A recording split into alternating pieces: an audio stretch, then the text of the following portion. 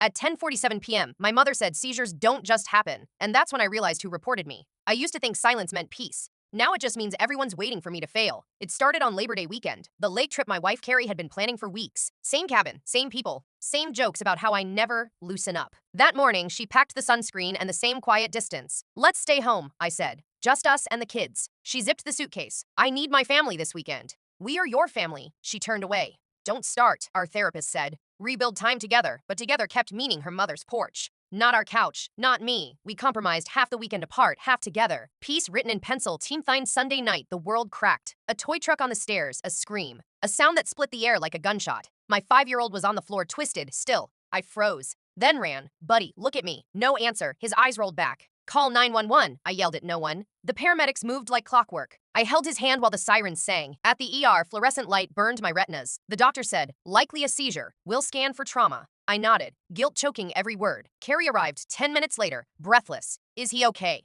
I should have caught him. You couldn't, she said, but her voice had edges. He woke up asking for pancakes. The doctor smiled. He's lucky. Lucky, that word ripped something in me. For a week, I hovered over him like gravity itself. Then someone knocked. 2 people in Navy windbreakers, badges on their chests. Child Protective Services, the woman said. May we come in? Carrie blinked. This must be a mistake, the man read from a folder. Anonymous report alleging neglect or abuse related to the fall. I felt my heart drop into my feet. They said what? It's procedure. We have to follow up. They walked through our house, asking questions that sounded like accusations. Any disciplinary methods? Any arguments the children might hear? My voice kept breaking on every answer when they left, Carrie whispered. It was my mother or my sister. I nodded. Probably. But inside, I felt something colder. Suspicion without a name. We sat through therapy like actors reading someone else's script. She talked about trust. I talked about fear. Neither of us talked about the stairs. The therapist suggested a month of no contact with both families. Carrie laughed. My mom would send police. I laughed too. It didn't sound human. CPS called back. No findings of abuse, but we must note the allegation, Carrie asked. What did it say? That the fall was not a seizure, that it was violence. Her hand covered her mouth. Who would say that? Someone who knows us. At 10:47 p.m., my phone lit up. Mom, I should have ignored it. Seizures don't just happen, she said. My stomach dropped. Mom, what did you do? I had no choice. You lie. You rage. Someone had to protect that child. I didn't hurt him. You hurt everyone you touch. You cheated on your pregnant wife. That was a rumor. It wasn't true. You lied with your body, she said calmly. That's when I knew. The report came from her. My own mother. I hung up and stood in the dark. The fridge hummed like a heartbeat. Carrie appeared in the doorway. Who was that? My mother, and she reported us. Her face didn't move. Then she sat on the floor and cried without sound. That was the first time I realized grief can be alive. Carrie didn't sleep that night. She kept turning her ring around her finger like a wheel stuck in mud. By morning, she said, I'm going to ask them, your family. What if it wasn't them? Then I'll know. She drove 3 hours to her mother's house. Came back with red eyes and silence. They denied it, she said. They swore they'd never risk CPS involvement. Do you believe them? I don't know. I told her about Mom's call. She stared at me as if gravity had changed direction. She really said that, word for word. She thinks you hurt him. She thinks I hurt everyone. Carrie covered her face. Oh, God. She believed you when you told your mom I was cheating, I said quietly. Her eyes snapped up. I told her that once 5 years ago. She never heard the part where it was a mistake. Carrie shook her head. I'm so sorry.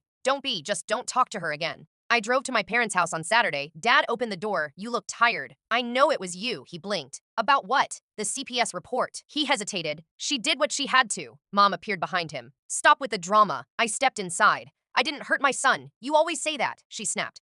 You said it when you were 12 and fainted in church. I laughed bitterly. You said then that seizures don't just happen. Her silence was a confession. Dad tried to mediate. Let's calm down. I looked at him. You watched her call CPS on me. She was scared, he said. No, she was angry. Mom folded her arms. You've always been a liar. What did I lie about? You cheated on your pregnant wife for months. That never happened. You lied with your body. There it was again. That strange religious poison masquerading as concern. I stepped back toward the door. I'm done. You'd cut off your own mother. You already did. That night, Carrie and I sat on the porch with tea we didn't drink. She asked, what now? I don't know, therapy, I guess. She smiled weakly. At least we're consistent. In counseling, our therapist said, your parents are emotionally immature. I laughed once, sharp. Understatement of the century. She handed me a book, Adult Children of Emotionally Immature Parents. I read half that night. Every line felt like someone had been spying on my childhood. Carrie asked, does it help? A little. Will you talk to them again? No. Good.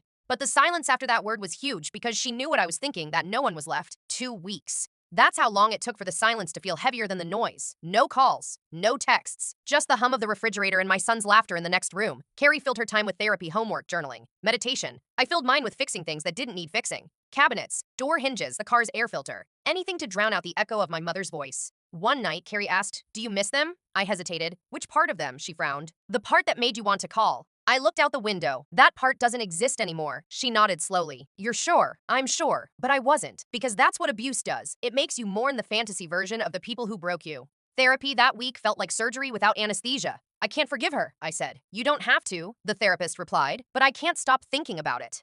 "That's not forgiveness," she said. "That's trauma looping." Carrie spoke quietly. His mother told CPS he's a danger. "How do you come back from that?" "You don't," the therapist said. "You build a life that makes her irrelevant." On the drive home, Carrie said, "She still thinks you're the villain." "I know. She'll never apologize." "I know that too. You're still hoping she will." I didn't answer. We stopped at a red light. She reached over and took my hand. "You're allowed to stop trying." I exhaled for the first time in days. Boonin. That weekend, I saw Dad's name pop up on my phone. 6 texts, 3 emails, all the same message: "She loves you. She didn't mean to hurt you. Family is forever. Be the bigger person." I didn't respond. Being the bigger person is just code for being the punching bag. I told Carrie he's still defending her. She sighed. "He always will. She made the report and he's acting like it's my fault." She squeezed my arm. "Because he can't face what she did." I nodded. "He's a peacekeeper in a war that never ends." Monday morning, I quit my third job. Carrie blinked. "You what?" "I'm done chasing money to prove I'm enough." She stared at me, unsure if I was serious. "I want to be home. I want to be present." Her eyes softened. "Then be." That night, we ate dinner without background noise. No TV, no phones. Just the clink of forks and the kids' chatter. For the first time in months, I didn't feel like a suspect in my own house. But peace doesn't last. Wednesday night, my mother called again. I shouldn't have answered, but curiosity is its own poison. "Are you happy now?" she asked. I stayed silent. Breaking families apart, cutting off your parents. What kind of son does that? The kind you accused of child abuse. "I was protecting your son. You were protecting your version of me, the one that fits your story." She sighed. "You always twist things." I learned from the best. Her voice turned cold. "You'll regret this." "I already did," I said, and hung up. I blocked her number. Then I sat on the floor and stared at the wall until the room blurred. Carrie came in, knelt beside me. "What happened?" She called again. "What did she say?" "That I'll regret it." "Do you?" I looked at her. "No, for once I don't." The next therapy session, I told our therapist I finally cut her off. She smiled softly. "How does that feel?" "Like I pulled a knife out of my own chest." Carrie reached for my hand. "That's grief," the therapist said. "It'll pass." On the drive home, Carrie said, "I think you're changing. Good or bad. Good you're quieter, but not empty quiet, just steady." I smiled. Maybe that's what peace actually sounds like. That night, I tucked our son into bed. He looked at me with sleepy eyes. "Daddy." "Yeah, buddy." "Are you happy now?" I froze. "Why do you ask?" "You smile more. Mommy says that's new." I kissed his forehead. "Yeah, I think I am." When he fell asleep, I stayed a while longer listening to the sound of his breathing. It was the kind of quiet that didn't scare me anymore. Autumn came early that year. The air turned crisp, the trees bleeding red over the porch. I watched leaves fall like tiny endings, each one quieter than the last. Carrie started running again in the mornings. Sometimes I joined her. Sometimes I stayed with the kids, packing lunches and pretending I was good at it. We'd meet at the coffee shop near the park, the one where we used to argue about nothing. Now we didn't argue. We just sat there, breathing the same air without breaking it. Hyundai CPS finally closed the case. No findings, no recommendations, just one sentence on the letter. "Investigation complete, no evidence of abuse or neglect." Carrie read it out loud at the kitchen table. Then she set it down like it was radioactive. "So that's it?" she asked. "That's it." Her shoulders dropped. "You should frame it." I smiled. "Nah. Let's just burn it." We took it outside that night, lit it in the fire pit, watched the paper curl and blacken. The smoke smelled like rain and freedom. She whispered, "Do you think they'll ever stop trying to control us?" "Only if we stop letting them," she nodded. "Then let's not let them." Sovereignty. But freedom has aftershocks. A week later, my father showed up. No warning, just his car in the driveway and the look of a man trying to unburn bridges with gasoline. I opened the door, but didn't step aside. "Son," he said, "I just want to talk." "About what?" "Your mother's hurting. So am I. She didn't mean for it to go this far. She called child services." He looked down. "She thought she was helping. She wasn't." He sighed. "She's your mother. She stopped being that when she made me the monster." He reached into his jacket, pulled out an envelope. "A letter from her. Read it, if you can." I didn't take it. He placed it on the porch rail. "She loves you," he said. "Then she should have protected me," I replied. He stood there for a moment, eyes full of years I'd never live. Then he turned and walked back to his car. The engine started. The letter stayed. Carrie came outside later.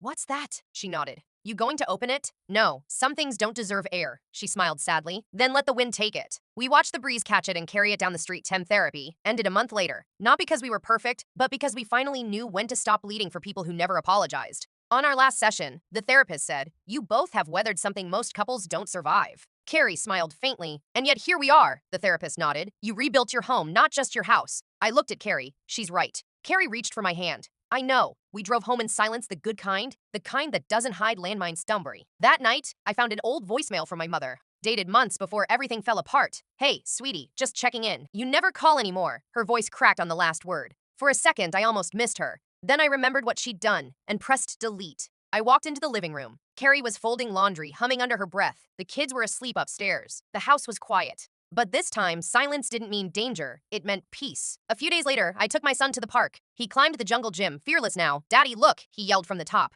My heart skipped. Be careful, I shouted. He laughed. I got it. And he did. He jumped down, landed on his feet, and grinned. See, I nodded, blinking against the sunlight. Yeah, buddy, you did great. We stopped for ice cream on the way home. He ordered chocolate. I got vanilla. Halfway through, he said, Grandma's still bad. I froze. Why do you ask? Mommy said you're sad sometimes because Grandma forgot how to be nice. I smiled softly. Yeah, but that's not your job to fix. He nodded. Okay. Then he looked up. You happy now? Yeah, I said. I think I finally am. 7D later that night, Carrie found me sitting on the porch again. Penny for your thoughts? She asked. I think I finally know what peace feels like. She smiled. Describe it. It's not loud, I said. It's not quiet either. It's just still. She leaned against me. Still sounds good. It is. We sat there until the stars came out. The kind of stars you don't notice when your life is on fire. I thought about everything. The fights, the fear, the phone calls, and how sometimes losing family is the only way to save one. When she stood to go inside, I stayed, looked up at the night sky and whispered, seizures don't just happen. Then I smiled because some awakenings do.